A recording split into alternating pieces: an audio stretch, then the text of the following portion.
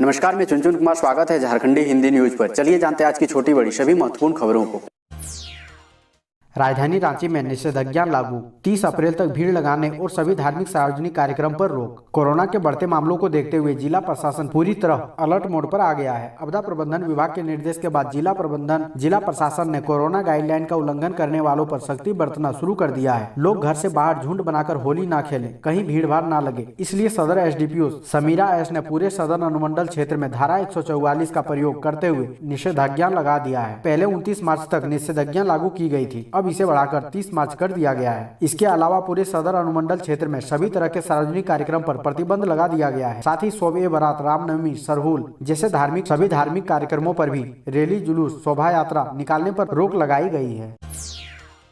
सरकार ने बदले नियम, इस तरह अस्पताल से डिस्चार्ज होंगे कोरोना मरीज। झारखंड सरकार ने कोरोना मरीजों के लिए नए नियम बनाए हैं। अब लक्षण और बिना लक्षण वाले कोरोना संक्रमित मरीजों की 7 दिनों में जांच के बाद नेगेटिव रिपोर्ट मिलने पर ही अस्पताल से छुट्टी मिलेगी।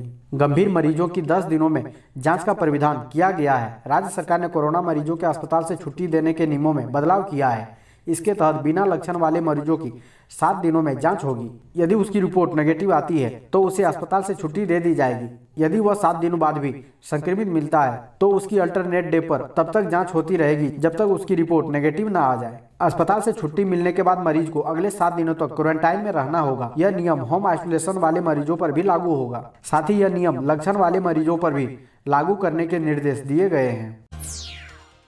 सहायक अभियंता परीक्षा में 16,856 आवेदन रद्द। झारखंड लोक सेवा आयोग द्वारा नगर विकास विभाग में सहायक अभियंताओं सिविल, मैकेनिकल एवं इलेक्ट्रिकल की होने वाली नियुक्ति परीक्षा के लिए भरे गए ऑनलाइन आवेदन में 16,856 आवेदन विभिन्न कारणों से रद्द कर दिए गए हैं। वहीं इस परीक्षा में शामिल होने के लिए 7,785 अभ्यर्थियों के आवेदन सही पाए गए हैं। आयोग ने रद्द एवं स्वीकृत आवेदनों की सूची जारी कर दी है। बता दें कि यह परीक्षा 9 से 11 अप्रैल तक रांची के विभिन्न केंद्रों पर होगी। पहले दिन यह परीक्षा एक पाली तथा दूसरे व तीसरे दिन 2-2 पालियों में आयोजित की जाएगी। झारखंड में बढ़ने लगी कोरोना संक्रमितों की संख्या, एक सप्ताह में 1500 से पार हुआ आंकड़ा। झारखंड में एक बार फिर कोरोना वायरस संक्रमण का प्रभाव बढ़ने लगा है। पिछले 8 दिनों में राज्य में 1566 लोग संक्रमित हो चुके हैं। एक दिन में सबसे अधिक झारखंड की राजधानी रांची में कोरोना संक्रमित मिले हैं। अभी होली है, ऐसे में राज्य सरकार समेत प्रशासनिक अधिकारी लोगों से सावधानी बरतने की अपील बार बार कर रहे हैं। इसके बावजूद लोग इस ओर विशेष ध्यान नहीं दे रहे हैं। यही कारण है कि राज्य में दिनों दिन कोरोना संक्रमण का दायरा बढ़ता जा रहा है। 20 मार्च से 27 मार्च 2021 के बीच झारखंड में कोरोना संक्रमण के आंकड़े 1500 के पार पहुंच गए हैं, जो गंभीर है। सीसीएल ने 80 रेक कोयला प्रेषण कर बनाया रिकॉर्ड।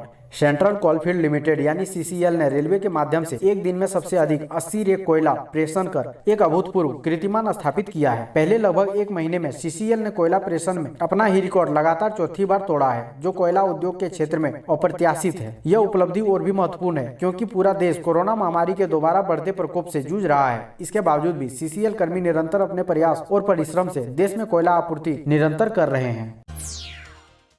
टिमकेन कंपनी के कर्मचारियों को मिलेगा 30 मार्च को वेतन के साथ ग्रेड का एरियर। टिमकेन कर्मचारियों को वेतन के साथ ही 30 मार्च को एक ग्रेड का एरियर व बीते साल हुए 80% बोनस की राशि मिलेगी। इस पर प्रबंधन यूनियन के बीच सहमति बन गई है। करीब 252 कर्मचारियों का ग्रेड का एक एरियर व बोनस की राशि मिलेगी। इसी माह टिमकेन कर्मचारियों के ग्रेड रिवीजन समझौते पर हस्ताक्षर हुआ है। रांची में सिटी डीएसपी ने टीओपी प्रभारी को किया सम्मानित। बेहतर कार्य के लिए मिला पुरस्कार। पुलिस की कार्यप्रणाली को लेकर लगातार उठते सवालों के बीच बहुत कम अवसर ऐसे आते हैं जब बात सराहना और पुरस्कार तक पहुंचती है। रांची के लोअर बाजार थाना क्षेत्र के खदगड़ा बस स्टैंड के टीओपी प्रभारी भीम सिंह को सिटी डीएसपी अमित कुमार ने सम्मानित किया। उन्हें यह सम्मान बेहतरीन कार्य के लिए दिया गया है। टीओपी प्रभारी की ओर से लगातार छापेमारी कर बिहार और उड़ीसा के बीच होने वाले नशे के कारोबार पर लगाम लगाने की दिशा में बेहतर कार्य के लिए दिया गया है। बताया जा रहा है कि टीओपी प्रभारी की तरफ से विभिन्न वाहनों और विशेष रूप से बसों के जरिए होने वाले नशे की तस्करी पर सतर्क निगाह रखी जाती है। अपनी तैनाती के बाद से अब तक वह लगातार अवैध शराब और गंजा की खेप बरामद करते रहे हैं। रेलवे ने दिया झटका, यात्रियों को ट्रेन में अब नहीं मिलेगी ये सुविधा। भारतीय रेल ने हाल के शताब्दी ट्रेनों में अगलगी की बड़ी घटनाओं के बाद महत्वपूर्ण यात्री सुविधाओं में कटौती का ऐलान किया है। इसके साथ ही ट्रेनों में स्मोकिंग और ज्वलनशील पदार्थों को लाने ले जाने पर कड़ाई से रोक लगाने के लिए बड़ा अभियान छेड़ा है। रेलवे की ओर से कहा गया है कि ट्रेन यात्रियों की सुविधा उनकी प्राथमिकता है। इस लिहाज से सफर को आरामदायक और सुरक्षित बनाने के लिए रेलवे ने ये बड़ा कदम उठाया है। रेलवे की ओर से दी गई जानकारी के मुताबिक सुरक्षा के दृष्टिकोण से रात 11 बजे से लेकर सुबह 5 बजे तक अब रेल यात्री ट्रेन में अपना मोबाइल चार्ज नहीं कर पाएंगे। ट्रेन के सभी कोचों में चार्जर पॉइंट को जोड़ने वाले सभी स्विच एक साथ बंद कर दिए जाएंगे। इसके पीछे तर्क है कि रात को अधिकतर यात्री बेपरवाह तरीके से अपना मोबाइल चार्जिंग पर रखकर सो जाते हैं। ऐसे में ओवर चार्जिंग की वजह से मोबाइल के ब्लास्ट करने का खतरा होता है। साथ ही इस दौरान मोबाइल की चोरी का खतरा भी बना रहता है। रांची एयरपोर्ट पर सभी फ्लाइटों का समय बदला। रविवार से रांची एयरपोर्ट पर अगले 1 महीने तक फ्लाइटें दिन में नहीं उड़ेगी। रनवे को दुरुस्त करने के लिए एयरपोर्ट अथॉरिटी ने यह फैसला किया है। 28 मार्च से 27 अप्रैल तक ये बंदिशें लागू रहेगी। रविवार को यहां आने जाने वाले सभी विमानों का समय बदल गया है। इसके साथ ही रांची से अब भुवनेश्वर के लिए भी उड़ान सेवा उपलब्ध हो गई है। एयर इंडिया की यह उड़ान कोलकाता से वाया रांची भुवनेश्वर पहुंचेगी। रांची एयरपोर्ट के अधिकारियों ने इसका शेड्यूल जारी कर दिया है। रांची एयरपोर्ट पर रविवार को कुल 26 विमानों का समय बदला गया है। अब सभी उड़ानें दिन के 11 बजे से पहले और शाम 5 बजे के बाद ही संचालित हो सकेगी। खिड़किया मोड़ विस्फोट कांड में बड़ा खुलासा। घर के अंदर था विस्फोटकों का गोदाम। तीसरी के खिड़किया मोड़ स्थित बुधन राय का आवास शनिवार की रात विस्फोटकों के विस्फोट करने से जमींदोज हुआ था। इस विस्फोट में बुधन राय की पत्नी, बहू एवं 2 पोतों की मौत हो गई थी। बुधन राय के घर पर अवैध विस्फोटकों का गोदाम था। अवैध पत्थर एवं माइका खदानों में विस्फोटकों की आपूर्ति करने वाले तीसरी के खिरोद गाँव निवासी पूना यादव ने बुधन राय के घर को किराए पर लेकर विस्फोटकों का गोदाम बनाया था। यहीं से वह तीसरी एवं गांव के खदानों में विस्फोटकों की आपूर्ति करता था। घटना के बाद पूना यादव फरार है। पुलिस ने उसकी तलाश शुरू कर दी है। पूर्व माले विधायक राजकुमार यादव ने रविवार को जब सख्ती से पूछताछ की तो बुधन राय ने पूरे मामले का खुलासा किया।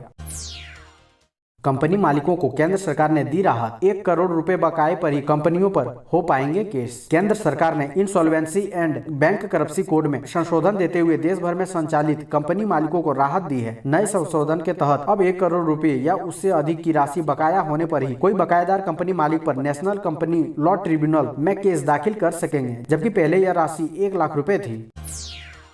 होली में संवेदनशील स्थानों पर तैनात रहेंगे 96 दंडाधिकारी, पुलिस पदाधिकारी। इन लोगों पर होगी कार्रवाई। होली के दौरान पूरे शहर में विधि व्यवस्था के मद्देनजर संवेदनशील स्थानों पर कुल 96 दंडाधिकारियों व पुलिस पदाधिकारियों की तैनाती की गई है। इसके अलावा हर क्षेत्र में थाना स्तर पर भी पुलिस बलों की तैनाती की गई है। इसके अलावा PCR, जैप, महिला बटालियन, रैपिड एक्शन फोर्स व रैपिड एक्शन पुलिस को भी लगाया गया है। वहीं होली में नशा कर 2 पहिया व 4 पहिया चलाने वालों पर संबंधित थाना क्षेत्र के प्रभारी व ट्रैफिक पुलिस की पैनी नजर रहेगी। इस संबंध में DC और SSP ने संयुक्त आदेश जारी किया है। इसमें कहा गया है कि होली के दौरान महिलाओं से अभद्रता नहीं होनी चाहिए। हुड़दंगियों व झगड़ा करने वालों पर भी नजर रखने को कहा गया है, ताकि किसी भी अप्रिय घटना पर रोक लगाई जा सके। वहीं पर्व के दौरान अफवाह फैलाने वाले असामाजिक तत्वों पर भी पुलिस की पैनी नजर रहेगी। 31 मार्च से पहले भर लें आयकर, नहीं तो हो सकती है दिक्कत। कोरोना महामारी के चलते वित्त वर्ष 2019-20 का संशोधित या विलंबित ITR भरने की मियाद बढ़ा दी गई थी, मगर आपने अब तक वित्त वर्ष 2019-20 का संशोधित या विलंबित इनकम टैक्स रिटर्न नहीं भरा है तो इसे भरने की समय सीमा 31 मार्च 2021 को समाप्त हो जाएगी। विलंबित इनकम टैक्स रिटर्न दाखिल करने पर आपको 10,000 रुपए तक का विलंब शुल्क देना पड़ सकता है। अगर आपकी आय 5 लाख रुपए तक के है तो आपको 1,000 रुपए का ही शुल्क देना होगा। टैक्स और निवेश विशेषज्ञ बालवंत जैन ने कहा, 31 मार्च 2021 तक ITR नहीं भरने की स्थिति में इस तरह के रिटर्न को वर्जित माना जाएगा और करदाता उक्त मूल्यांकन वर्ष के लिए कर रिटर्न दाखिल नहीं कर पाएंगे। सांसद आवास पर सांसद संजय सेठ ने कार्यकर्ताओं संग सुनी PM के मन की बात। राजधानी रांची के रातू रोड स्थित सांसद संजय सेठ के आवास पर रविवार को प्रधानमंत्री नरेंद्र मोदी के मन की बात कार्यक्रम का लाइव प्रसारण किया गया। कार्यक्रम के दौरान भाजपा के दर्जनों कार्यकर्ताओं के साथ बैठकर सांसद संजय सेठ ने कार्यक्रम देखा। कार्यकर्ताओं की ओर से प्रधानमंत्री के संबोधन के बारे में पूछे गए कई सवालों के जवाब भी दिए। अपने संबोधन में प्रधानमंत्री मोदी ने जनता कर्फ्यू को याद किया। प्रधानमंत्री नरेंद्र मोदी ने कहा कि इस 75वें संस्करण के समय सबसे पहले मन की बात को सफल बनाने के लिए, समृद्ध बनाने के लिए और इससे जुड़े रहने के लिए हर श्रोता का बहुत बहुत आभार व्यक्त करता हूं।